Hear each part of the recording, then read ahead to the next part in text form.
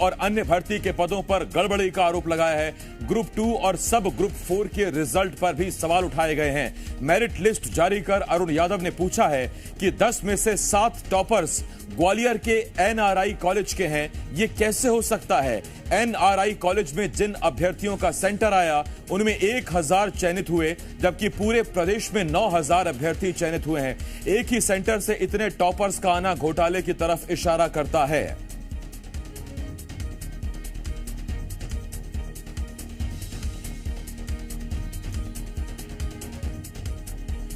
तो बड़ी खबर इस वक्त हम आपको बता रहे हैं, बहुत आसान शब्दों में आपको पूरा मामला समझाते हैं। पटवारी भर्ती परीक्षा ग्वालियर में एक सेंटर पड़ा, एग्जाम सेंटर एनआरआई कॉलेज।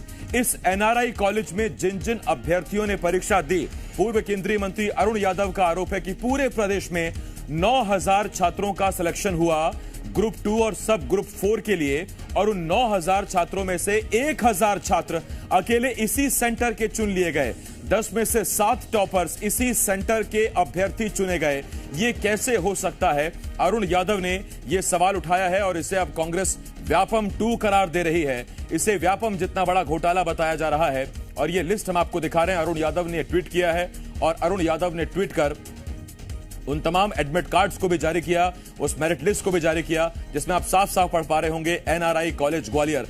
तो सवाल सबसे बड़ा इस वक्त यही उठता है जो अरुण यादव पूछ रहे हैं। वो सवाल यह है कि एक ही एग्जाम सेंटर से पेपर देने वाले अभ्यर्थियों का इतनी बड़ी तादाद में सिलेक्शन कैसे हो सकता है? इसका मतलब पूरे प्रदेश में अगर 9 छात्रों का सिलेक्शन हुआ तो उसमें एक एनआरआई कॉलेज का था, यानी कि 9000 में से अकेले उस सेंटर से ही 1000 अभ्यर्थी थे, जबकि टोटल 10 टॉपर्स में से 7 टॉपर उस एग्जाम सेंटर से थे जो ग्वालियर के एनआरआई कॉलेज में पड़ा था। यह लिस्ट हम आपको दिखा रहे हैं और इसे मध्य प्रदेश में एक और बड़ा घोटाला कांग्रेस बता रही है।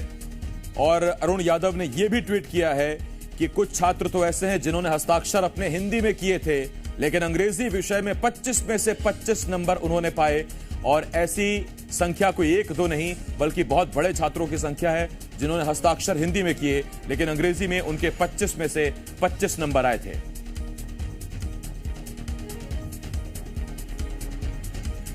तो अभी हाल ही में ग्रुप 2 सब ग्रुप 4 के लिए परीक्षा हुई थी, पटवारी परीक्षा हुई थी, और ऐसे में जो कुल 9000 छात्र चयनित हुए, अभ्यर्थी चयनित हुए, उसमें अकेले 1000 छात्र वो छात्र हैं जिनका एग्जाम सेंटर ग्वालियर के एनआरआई कॉलेज में था। तो क्या नकल हुई है, नकल कराई गई है, कोई गिरोह वहां बैठा था जिसने ये नकल करवाई है, कोई पेपर लीक हुआ जो उसी सेंटर के छात्रों के पास पहुंचा था? ये वो तमाम सवाल हैं जो इस वक्त इस बड़ी खबर पर खड़े हो रहे हैं। लेकिन अपने आप में बहुत बड़ी खबर है, मध्य प्रदेश में हाल ही में ग्रुप 2 और सब ग्रुप 4 के पदों पर हुई भर्ती, पटवारी भर्ती में बड़े घोटाले का आरोप पूर्व केंद्रीय मंत्री अरुण यादव ने लगाया है। आकाश द्विवेदी, जी मीडिया संवाददाता, इस वक्त इस बड़ी खबर पर हमारे साथ जुड़ रहे हैं। आकाश, एक कॉलेज अगर टीचर्स बहुत अच्छे हों तो बच्चों का सिलेक्शन होना समझ में आता है, लेकिन अलग अलग छात्र जब एक एग्जाम सेंटर में इकट्ठे हों और 9000 छात्रों में से 1000 छात्र उसी एग्जाम सेंटर के छात्र हों तो फिर सवाल उठना लाजमी है। सवाल उठ भी रहे हैं आसिफ, क्योंकि ये कॉलेज किसी बीजेपी के नेता का बताया जा रहा है। ग्वालियर का एनआरआई कॉलेज है और इस कॉलेज के जो टॉपर्स हैं 10 में से 7 टॉपर इसी कॉलेज के हैं और सभी ने हिंदी में सिग्नेचर किए हैं, सबके अंग्रेजी में 25-25 मार्क हैं। यह संदेह को और गहरा कर रहा है। इसी आधार पर इस पूरे मामले की उच्च स्तरीय जांच की मांग की जा रही है। प्रदेश भर में 9000 बच्चे और 1000 बच्चे सिर्फ एनआरआई कॉलेज से ही चयनित हो जाते हैं, यह भी गंभीर सवाल खड़े कर रहा है। इसके पहले मध्य प्रदेश के माथे से अभी व्यापम का दाग मिटा नहीं है, लेकिन लगातार जो इस तरीके की घटनाएं सामने आ रही हैं उससे और कई सवाल खड़े हो रहे हैं।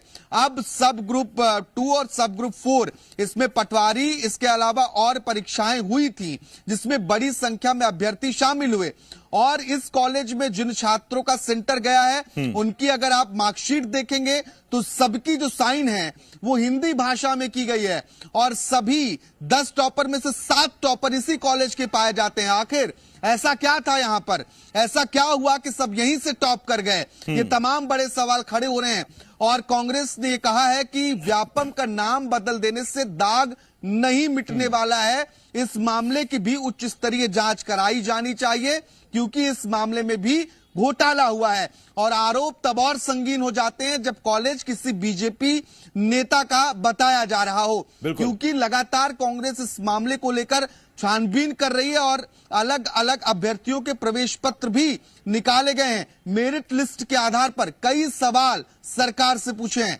आकाश, क्या संभावनाएं नजर आती हैं? पर्चा लीक हुआ था और वो सिर्फ उसी कॉलेज के अभ्यर्थियों तक पहुंचा। उस कॉलेज में जो अभ्यर्थी पहुंचे थे उनको खुलकर नकल कराई गई या नकल करने की छूट दी गई या कोई और वजह निकलकर सामने आ रही है? देखिए, प्रथम दृष्टया यही 2 कारण समझ में आते हैं आसिफ। या तो पेपर लीक हुआ जो इन्हीं अभ्यर्थियों तक पहुंचा या फिर अन्य परिस्थितियों में किसी न किसी तरीके से जो बच्चे उस कॉलेज में एग्जाम देने पहुंचे थे उनका कॉलेज प्रबंधन ने साथ दिया। अगर ये आरोप जो पूर्व केंद्रीय मंत्री अरुण यादव लगा रहे हैं वो सही है तो। हालांकि ये तमाम बातें जांच के बाद ही स्पष्ट हो पाएंगी। अब ये मांग की गई है तो देखना होगा कि शिवराज सरकार कब तक इस पूरे मामले मैं की लौट रहा हूं आकाश आपके और... पास। इस वक्त कांग्रेस संचार प्रमुख के मिश्रा जी हमें ज्वाइन कर रहे हैं। के मिश्रा जी, मेरा पहला सवाल सीधा आपसे है और सवाल यही, ऐसा कैसे हो सकता है कि एक कॉलेज जो एग्जाम सेंटर बना वहां शामिल हुए 1000 बच्चे सिलेक्ट हो गए ग्रुप 2 और सब ग्रुप 4 की परीक्षाओं में? क्या संभावनाएं आपको नजर आती हैं सर? आप मध्य प्रदेश के संदर्भ में बात कर रहे हैं जी, और मध्य प्रदेश में आपको जितनी आशंकाएं हैं जो अरुण यादव जी ने कहा वो सिर्फ एक ही सब्जेक्ट में नहीं है। आप जिस पर भी आशंका व्यक्त करेंगे तो सही पाई जाएगी। यहाँ सब कुछ हो सकता है। जी,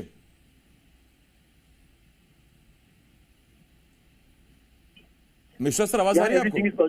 जी जी, एवरीथिंग इज पॉसिबल। जी सर, एक सवाल आपसे और भी, अब क्या करेगी कांग्रेस? सबूत जुटाए जा रहे हैं, क्या किया जा रहा है आगे? बिल्कुल, सबूत जुटाकर हम लोग कोर्ट में जाएंगे और प्रभावितों की पूरी मदद करेंगे। बहुत धन्यवाद है आपका के मिश्रा साहब। के मिश्रा जी इस वक्त हमारे साथ जुड़े हुए थे और ये कांग्रेस ने कहा है कि अब कोर्ट में जाकर इसे चुनौती दी जाएगी और सरकार को घेरा जाएगा। आकाश, आपका भी बहुत बहुत शुक्रिया हमारे साथ जुड़ने के लिए। आकाश मेरे सहयोगी भोपाल से इस वक्त इस बड़ी खबर पर जुड़े हुए थे और यहां में एक छोटे से ब्रेक के लिए रुकना होगा। बहुत जल्द लौट रहे हैं।